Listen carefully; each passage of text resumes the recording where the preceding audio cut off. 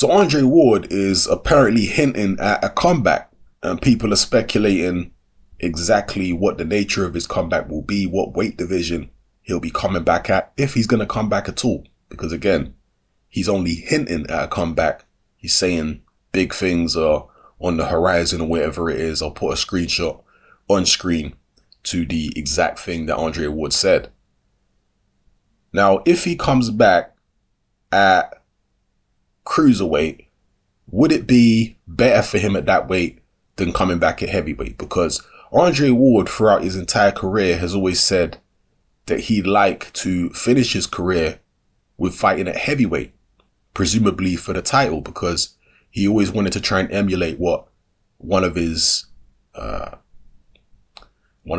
heroes, if I could use that word, in boxing was, which is Roy Jones Jr., one of his inspirations in boxing. That's a better word. Roy Jones Jr. did.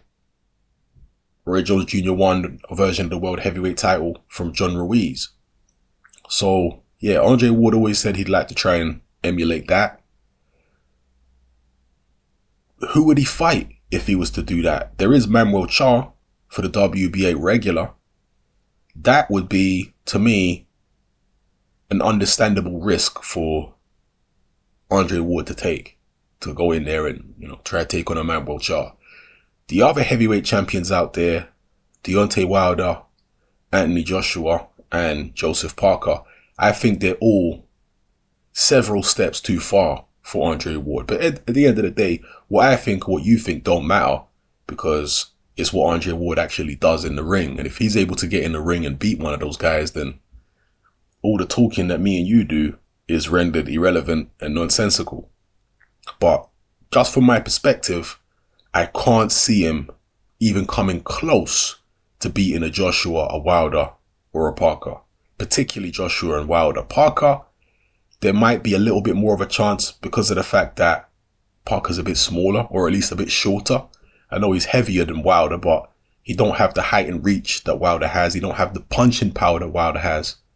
But still, I would make Andre Ward a heavy underdog, even against Joseph Parker personally.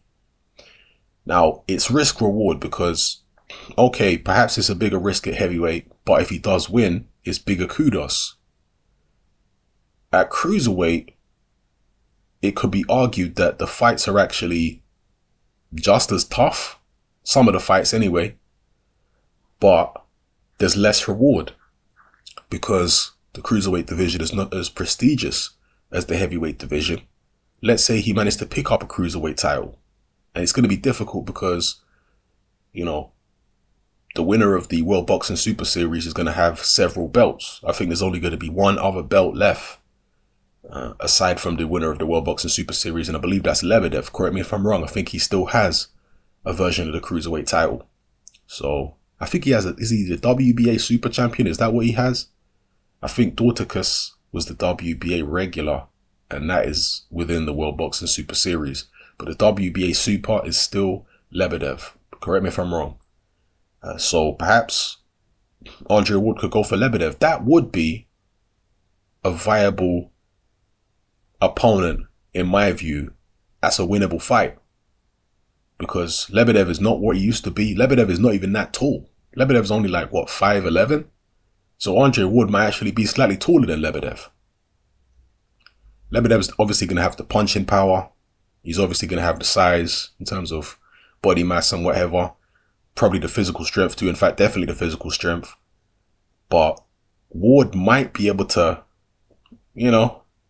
slip and slide and do his thing and come up with a points victory against Denis Lebedev. That, to me, is plausible. But outside of Lebedev, you have to imagine the winner of the World Boxing Super Series. If it's Usyk, World Boxing Super Series, yeah, I can't see an Andre Ward even coming close to beating an Usyk. That might be even more difficult than beating somebody like Joseph Parker, for example. I just don't see it. I know Usyk is not that tall. He's only 6'3". Andre Ward's about 6 foot, so he'll be giving, only 3 inches away in height. Probably giving away a lot in reach. But yeah, Usyk is incredibly talented, and I'd be very surprised if Andre Ward was able to come close even to beating Alexander Usyk. Am I selling Andre Ward short here? You have to remember that we're not dealing with a prime Andre Ward anymore if he comes back. I don't think it was a prime Andre Ward who fought Kovalev, to be honest with you. In either fight, I don't think that was a prime Ward. I think that was a Ward who was really forcing it at that stage, who was really pushing his punches. I think the prime Andre Ward was the guy who beat Carl Froch and the guy who beat Chad Dawson. I don't think we're dealing with a prime Andre Ward anymore. He might be 80% maybe. The Ward we saw in the Kovalev rematch, that might be, in my eyes, 80% of what Ward used to be. I don't think he's 100%. And if he was only 80% then, I don't see him being 100% if he comes back slower and heavier fighting at cruiserweight or heavyweight. So, but in terms of risk reward, I don't know. Should he go all out and risk it at heavyweight? Or should he do something a bit more realistic? And again, it depends on what heavyweight title he's going for. If he's going for Manuel Charr, yeah, he beat a heavyweight champion, but he only beat a guy for a regular belt. So will he really be considered as a full world champion? If he was to beat Lebedev at cruiserweight, he's beaten a full world champion. Even though he's not beaten the man in the division, he's still beating a full world champion, which is what, you know, you have to imagine he's aiming to do. When Roy Jones Jr. beat John Ruiz was a full world champion. They didn't have the WBA regular belt at the time. There was only one WBA belt when Roy Jones Jr. beat Ruiz. So, you know, he goes down on record as a world champion at heavyweight. So that's something that Andre Ward might have to consider. But yeah, I'll let you guys ponder the question and let me know what you think. Which weight division would it be best for Andre Ward to come back at, if he's really going to come back? And what are the pros and cons of either coming back at heavyweight or coming back at cruiserweight? What do you think it would be best for him to do? Me personally, I would prioritize a fight with Lebedev. That would be what I think he should go for. Either a fight with Lebedev or a fight with Manuel Charr. But I would say Lebedev first because that's more prestigious. Lebedev is more highly respected than Manuel Charr. But if he can't get Lebedev, go for Charr. If he can't get that, I would say go for maybe Joseph Parker.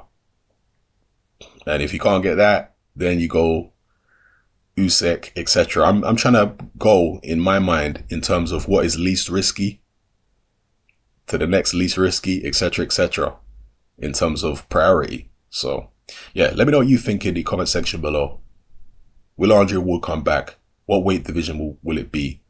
And let me know which fights you think he should take. You know, the least risky, the most risky. Let me know what you think. It's happening. I'm out.